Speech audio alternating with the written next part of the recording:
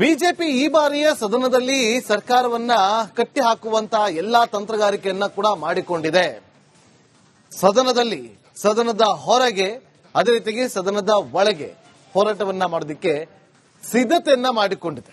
ಅದರಲ್ಲೂ ಸರ್ಕಾರವನ್ನ ಕಟ್ಟಿ ಹಾಕುವಂತ ಪ್ರಯತ್ನವನ್ನ ಬಿಜೆಪಿ ಮಾಡುತ್ತೆ ಅನ್ನೋದು ಬಿಜೆಪಿ ನಾಯಕರ ಮಾತಾಗಿದೆ. ರೈತರು ದಲಿತರ ಸಮಸ್ಯೆಯನ್ನ ನಾವು ಮುಂದಿಟ್ಕೊಂಡು ಹೋರಾಟವನ್ನ ಮಾಡ್ತೀವಿ ಅಂತೇಳಿ ರಿಪಬ್ಲಿಕ್ ಕನ್ನಡಕ್ಕೆ ಛಲವಾದಿ ನಾರಾಯಣಸ್ವಾಮಿ ಅವರು ಪ್ರತಿಕ್ರಿಯೆಯನ್ನ ಕೊಟ್ಟಿದ್ದಾರೆ. ರಾಜ್ಯ ಸರ್ಕಾರಕ್ಕೆ ತಲೆ ಇಲ್ಲ ಅಂತ ವಾಗ್ದಾಳಿಯನ್ನ ನಡೆಸಿದ್ದಾರೆ.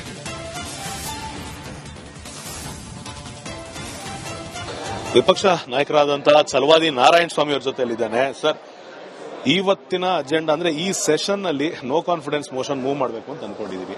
ಯಾವ ತರ ಸಾಗುತ್ತೆ, ಏನೇನು ಪ್ಲಾನ್ ಆಗಿದೆ? ಇಲ್ಲ, ನಾವು ಇನ್ನೂ ಡಿಸೈಡ್ ಮಾಡಿಲ್ಲ. ನಾಳೆ ಶಾಸಕಾಂಗ ಸಭೆ ಇದೆ.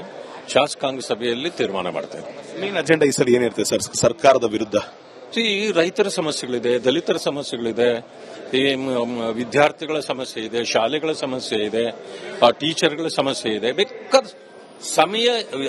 ಸಮಸ್ಯೆ ಇಲ್ಲದ ಇಲಾಖೆಗಳೇ ಇಲ್ಲ. ಆ ಕಾರಣದಿಂದ ಎಲ್ಲ ಸಮಸ್ಯೆಗಳನ್ನ ಇಟ್ಕೊಂಡು ನಾವು ಹೋರಾಟ ಮಾಡಲೇಬೇಕಾಗಿದೆ. ನಾವು ಮಾಡುತ್ತೇವೆ. ಈ ಬಾರಿ ಯಾವುದೇ ಕಾರಣಕ್ಕೂ ಕೂಡ ಸರ್ಕಾರ ಬಗ್ಗಲ್ಲ, ತಲೆ ಕೆಡಿಸ್ಕೊಳ್ಳಲ್ಲ. ಬಿಜೆಪಿ ಅವರು ಯಾವತ್ತಿದ್ರೂ ಕೂಡ ಊಟದಲ್ಲಿ ಉಪ್ಪಿನಕಾಯಿ ತರ ಇದು ಕೆಡ್ಕನ್ನ ಹುಡುಕ್ತಾ ಇರ್ತಾರೆ, ಸಣ್ಣ ಪುಟ್ಟ ಸಮಸ್ಯೆಗಳನ್ನ ಹುಡುಕ್ತಾ ಇರ್ತಾರೆ, ಸಮಯ ವ್ಯರ್ಥ ಮಾಡ್ತಾರೆ ಅಂತ ಸಂತೋಷ್ ಅವರ ಆರೋಪ.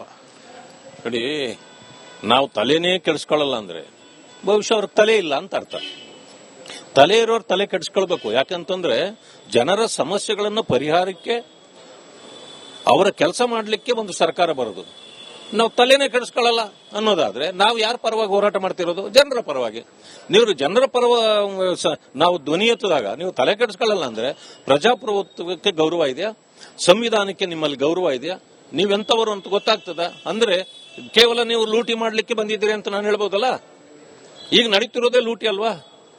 ನೋಡಿದ್ರಿ, 46 ಇದನ್ನ ಕಸ ಹೊಡೆಯೋ ಮಿಷನ್ಗಳನ್ನ ತಂದು ಈ ಬರೀ ಎಷ್ಟು 640 ಕೋಟಿ ಕೇವಲ ನೀವು ಲೀಸ್ಗೆ ತಗೊಳ್ತೀರಿ ಅಂತಂದ್ರೆ ಇದಕ್ಕಿಂತ ಲೂಟಿ ಏನಿದೆ?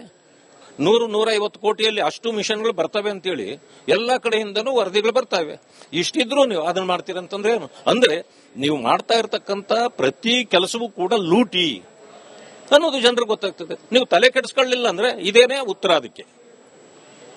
ಸರ್, ಈ ಕಾಂಗ್ರೆಸ್ನ ಒಳಗಡೆ ಇರುವಂತಹ ಆಂತರಿಕ ಕಚ್ಚಾಟದಿಂದ ರಾಜ್ಯದ ಜನರಿಗೆ ಸಮಸ್ಯೆ ಆಗ್ತಿದೆ, ಅಭಿವೃದ್ಧಿ ಆಗ್ತಿಲ್ಲ, ಆಡಳಿತ ಯಂತ್ರ ಕುಸಿಬಿದ್ದಿದೆ ಅಂತ ಜನರು ಆರೋಪ ಮಾಡ್ತಿರೋ, ಬಿಜೆಪಿ ಕೂಡ ಆರೋಪ ಮಾಡ್ಕೊಂಡ್ ಬಂದಿದೆ. ಇದನ್ನ ಯಾವ ರೀತಿ ತೆಗೆದುಕೊಂಡು ಹೋಗುತ್ತೆ ಮುಂದೆ? ನೋಡಿ, ಅದೇ ಮುಖ್ಯ ಇರೋದು.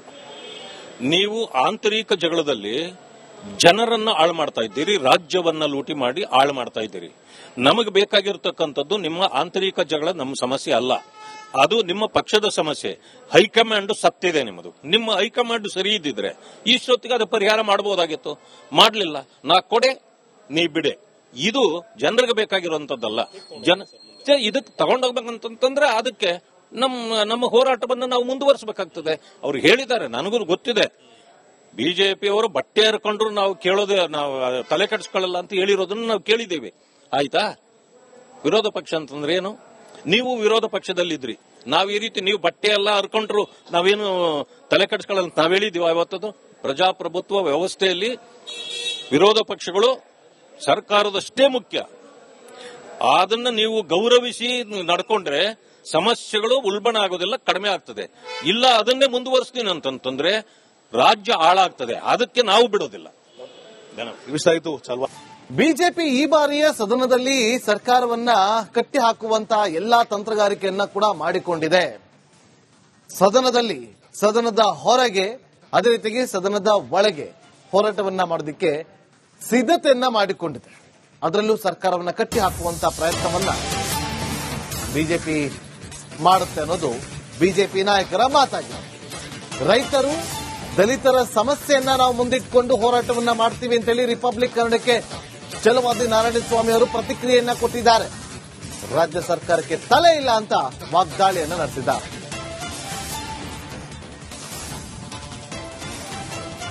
ವಿಪಕ್ಷ ನಾಯಕರಾದಂತಹ ಛಲವಾದಿ ನಾರಾಯಣಸ್ವಾಮಿ ಅವರ ಜೊತೆಯಲ್ಲಿದ್ದಾನೆ. ಸರ್, ಇವತ್ತಿನ ಅಜೆಂಡಾ ಅಂದ್ರೆ ಈ ಸೆಷನ್ ನಲ್ಲಿ ನೋ ಕಾನ್ಫಿಡೆನ್ಸ್ ಮೋಷನ್ ಮೂವ್ ಮಾಡಬೇಕು ಅಂತ ಅನ್ಕೊಂಡಿದೀವಿ. ಯಾವ ತರ ಸಾಗುತ್ತೆ, ಏನೇನ್ ಪ್ಲಾನ್ ಆಗಿದೆ? ಇಲ್ಲ, ನಾವು ಇನ್ನೂ ಡಿಸೈಡ್ ಮಾಡಿಲ್ಲ. ನಾಳೆ ಶಾಸಕಾಂಗ ಸಭೆ ಇದೆ, ಶಾಸಕಾಂಗ ಸಭೆಯಲ್ಲಿ ತೀರ್ಮಾನ ಮಾಡ್ತೇವೆ. ಮೇನ್ ಅಜೆಂಡಾ ಈ ಸಲ ಏನಿರುತ್ತೆ ಸರ್ ಸರ್ಕಾರದ ವಿರುದ್ಧ?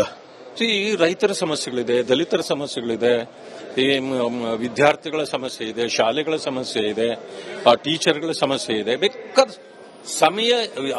ಸಮಸ್ಯೆ ಇಲ್ಲದ ಇಲಾಖೆಗಳೇ ಇಲ್ಲ, ಸಮಸ್ಯೆ ಇಲ್ಲದ ಇಲಾಖೆಗಳೇ ಇಲ್ಲ. ಆ ಕಾರಣದಿಂದ ಎಲ್ಲ ಸಮಸ್ಯೆಗಳನ್ನ ಇಟ್ಕೊಂಡು ನಾವು ಹೋರಾಟ ಮಾಡಲೇಬೇಕಾಗಿದೆ, ನಾವು ಮಾಡುತ್ತೇವೆ. ಈ ಬಾರಿ ಯಾವುದೇ ಕಾರಣಕ್ಕೂ ಕೂಡ ಸರ್ಕಾರ ಬಗ್ಗಲ್ಲ, ತಲೆ ಕೆಡಿಸ್ಕೊಳ್ಳಲ್ಲ. ಬಿಜೆಪಿಯವರು ಯಾವತ್ತಿದ್ರೂ ಕೂಡ ಊಟದಲ್ಲಿ ಉಪ್ಪಿನಕಾಯಿ ತರ ಇದು ಕೆಡ್ಕನ್ನ ಹುಡುಕ್ತಾ ಇರ್ತಾರೆ, ಸಣ್ಣ ಪುಟ್ಟ ಸಮಸ್ಯೆಗಳನ್ನ ಹುಡುಕ್ತಾ ಇರ್ತಾರೆ, ಸಮಯ ವ್ಯರ್ಥ ಮಾಡ್ತಾರೆ ಅಂತ ಸಂತೋಷ್ ಅವರ ಆರೋಪ. ನೋಡಿ, ನಾವು ತಲೆನೇ ಕೆಡಿಸ್ಕೊಳ್ಳಲ್ಲ ಅಂದ್ರೆ ಬಹುಶಃ ಅವ್ರಿಗೆ ತಲೆ ಇಲ್ಲ ಅಂತ ಅರ್ಥ. ತಲೆ ಇರೋರು ತಲೆ ಕೆಡಿಸ್ಕೊಳ್ಬೇಕು. ಯಾಕಂತಂದ್ರೆ ಜನರ ಸಮಸ್ಯೆಗಳನ್ನು ಪರಿಹಾರಕ್ಕೆ, ಅವರ ಕೆಲಸ ಮಾಡಲಿಕ್ಕೆ ಒಂದು ಸರ್ಕಾರ ಬರೋದು. ನಾವು ತಲೆನೇ ಕೆಡಿಸ್ಕೊಳ್ಳಲ್ಲ ಅನ್ನೋದಾದ್ರೆ ನಾವು ಯಾರ ಪರವಾಗಿ ಹೋರಾಟ ಮಾಡ್ತಿರೋದು? ಜನರ ಪರವಾಗಿ. ನೀವು ಜನರ ಪರ ನಾವು ಧ್ವನಿ ಎತ್ತಿದಾಗ ನೀವು ತಲೆ ಕೆಡಿಸ್ಕೊಳ್ಳಲ್ಲ ಅಂದ್ರೆ ಪ್ರಜಾಪ್ರಭುತ್ವಕ್ಕೆ ಗೌರವ ಇದೆಯಾ? ಸಂವಿಧಾನಕ್ಕೆ ನಿಮ್ಮಲ್ಲಿ ಗೌರವ ಇದೆಯಾ? ನೀವೆಂತವರು ಅಂತ ಗೊತ್ತಾಗ್ತದ? ಅಂದ್ರೆ ಕೇವಲ ನೀವು ಲೂಟಿ ಮಾಡ್ಲಿಕ್ಕೆ ಬಂದಿದ್ದೀರಿ ಅಂತ ನಾನು ಹೇಳ್ಬೋದಲ್ಲ. ಈಗ ನಡೀತಿರೋದೇ ಲೂಟಿ ಅಲ್ವಾ? ನೋಡಿದ್ರಿ, ಅರೆ 46 ಇದನ್ನ ಕಸ ಹೊಡೆಯೋ ಮಿಷನ್ಗಳನ್ನ ತಂದು ಈ ಬರೀ ಎಷ್ಟು 640 ಕೋಟಿ ಕೇವಲ ನೀವು ಲೀಸ್ಗೆ ತಗೊಳ್ತೀರಿ ಅಂತಂದ್ರೆ ಇದಕ್ಕಿಂತ ಲೂಟಿ ಏನಿದೆ? 100-150 ಕೋಟಿಯಲ್ಲಿ ಅಷ್ಟು ಮಿಷನ್ಗಳು ಬರ್ತವೆ ಅಂತೇಳಿ ಎಲ್ಲಾ ಕಡೆಯಿಂದನೂ ವರದಿಗಳು ಬರ್ತವೆ.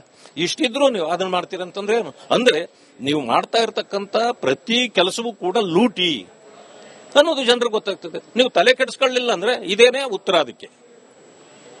ಸರ್, ಈ ಕಾಂಗ್ರೆಸ್ನ ಒಳಗಡೆ ಇರುವಂತಹ ಆಂತರಿಕ ಕಚ್ಚಾಟದಿಂದ ರಾಜ್ಯದ ಜನರಿಗೆ ಸಮಸ್ಯೆ ಆಗ್ತಿದೆ, ಅಭಿವೃದ್ಧಿ ಆಗ್ತಿಲ್ಲ, ಆಡಳಿತ ಯಂತ್ರ ಕುಸಿಬಿದ್ದಿದೆ ಅಂತ ಜನರು ಆರೋಪ ಮಾಡ್ತಿರೋ, ಬಿಜೆಪಿ ಕೂಡ ಆರೋಪ ಮಾಡ್ಕೊಂಡ್ ಬಂದಿದೆ. ಇದನ್ನ ಯಾವ ರೀತಿ ತೆಗೆದುಕೊಂಡು ಹೋಗುತ್ತೆ ಮುಂದೆ? ನೋಡಿ, ಅದೇ ಮುಖ್ಯ ಇರುತ್ತೆ.